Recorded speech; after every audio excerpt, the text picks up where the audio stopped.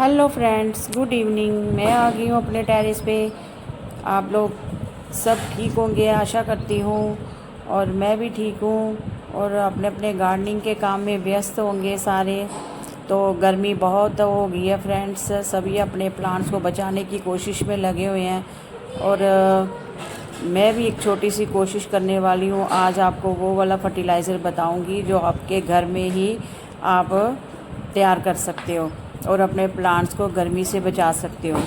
जैसे गर्मी में हम ठंडी ठंडी चीज़ें, तरबूज हो गया, वाटरमेलन, मेलन, ऐसे शरबत, ठंडी ठंडी चीज़ें पीते हैं ना, ऐसे हमारे प्लांट को भी ठंडी ठंडी चीज़ों की ज़रूरत है ताकि थोड़ी तासीर उनकी ठंडी रहे और शाम के टाइम उनको वाटरिंग करें। तो आज मैं आपको जो फर्टिलाइज़र बताने जा रही हूँ वो है लस्सी, जिसको आप मट्ठा बोलते हो, ठीक है, हम बोलते हैं लस्सी। तो मैंने पहले भी कई वीडियो में बताया है कि हमें तो बाज़ार से कुछ नहीं ख़रीदना पड़ता। ये लस्सी हमारे घर घर में गाय भैंसें रखी होती है, वहाँ से मिल जाती है। दही जमाया हो तो वो आप फेंट के दे सकते हो अपने प्लांट्स को। तो प्लांट्स की तासीर को ठंडा रखने के लिए, इतनी गर्मी से बचाने के लिए हम अपने प्लांट को आज फर्टिलाइज़र देने वाले हैं लस्सी का। तो ये डोलनी भर के रखी हुई थी, ये 1.5 लीटर की डोलनी है। ये 5-6 दिन हो गया है इसको, डोलनी को लस्सी रखे हुए। तो आज मैंने सोचा आज इसको फर्टिलाइज़र देते हैं। ये फंगीसाइड का भी काम करते हैं, पेस्टिसाइड भी इसका बना सकते हैं हम।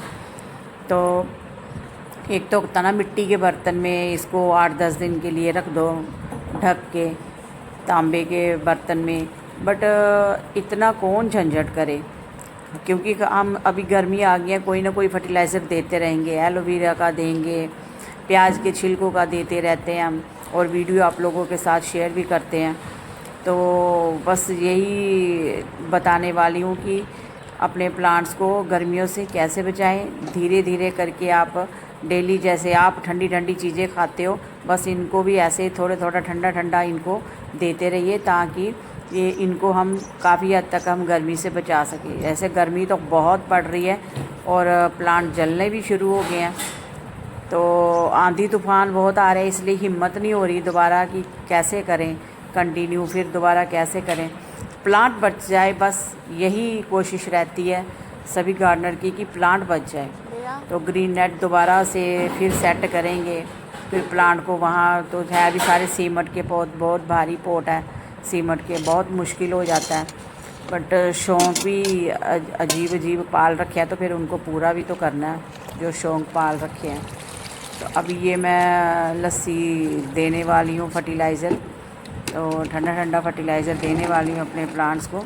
तो मैंने पानी इसमें डिल्यूट कर दिया है 2 बकेट में, क्योंकि 1.5 लीटर लस्सी थी मेरे पास, और 2 बकेट मैंने 1 बकेट मैंने फर्टिलाइज़र तैयार कर लिया इसका।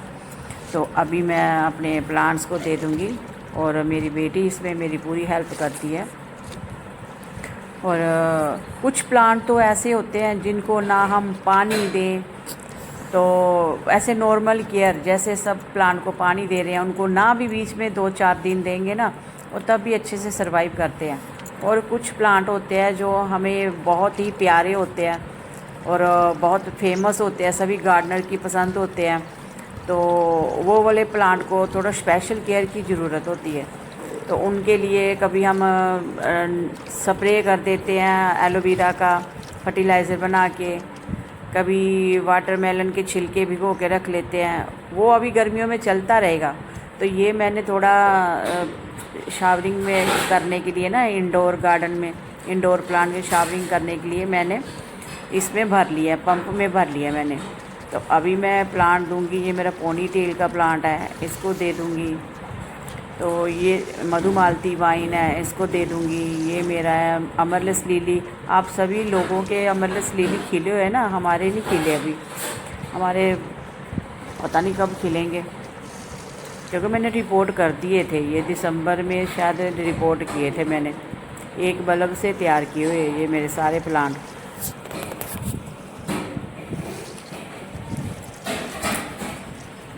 तो ये मैं अभी थोड़ा थोड़ा सबको दे दूँगी जितना हो सके, जो बच जाएंगे उनको मैं वाटरिंग कर दूँगी। तो जो इसलिए मैंने ग्रुप बना के रखे हुए हैं ना, गर्मी से बचाने के कई तरीके हैं प्लांट्स को।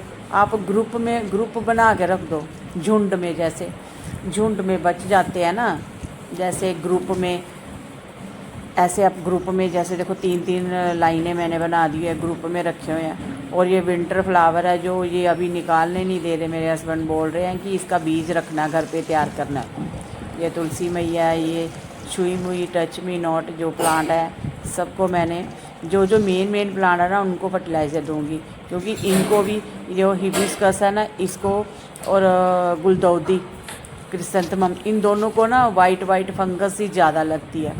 तो इनको मैं स्प्रे भी करती हूँ। परसों मैंने स्प्रे किया था शाम के टाइम ही। और ये कोलियस है, इनको भी कोई स्पेशल केयर की ज़रूरत नहीं होती, नॉर्मल पानी देते रहो।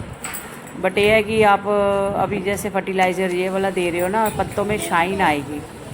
तो पाइप से पानी देते हैं ना, पाइप से पानी देने से क्या होता है कि गमलों में ना गड्ढे पड़ जाते हैं, मिट्टी कम पड़ जाती है।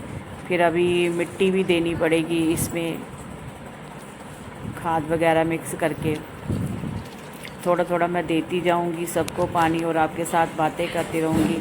और वीडियो में एंड तक बने रहना फ्रेंड्स। और अगर मेरे चैनल को सब्सक्राइब नहीं किया है तो मेरे चैनल को सब्सक्राइब करना, वीडियो को लाइक शेयर कमेंट ज़रूर करना फ्रेंड्स। और कमेंट करके बताना वीडियो कैसी लगी आपको, अगर कोई कमी हो तो वो भी बताया करो फ्रेंड्स। और मेरे गुलाब पे फ्लावरिंग बहुत हाइब्रिड है, ये रेड कलर है, वाइट कलर है, बहुत अच्छी फ्लावरिंग हुई है।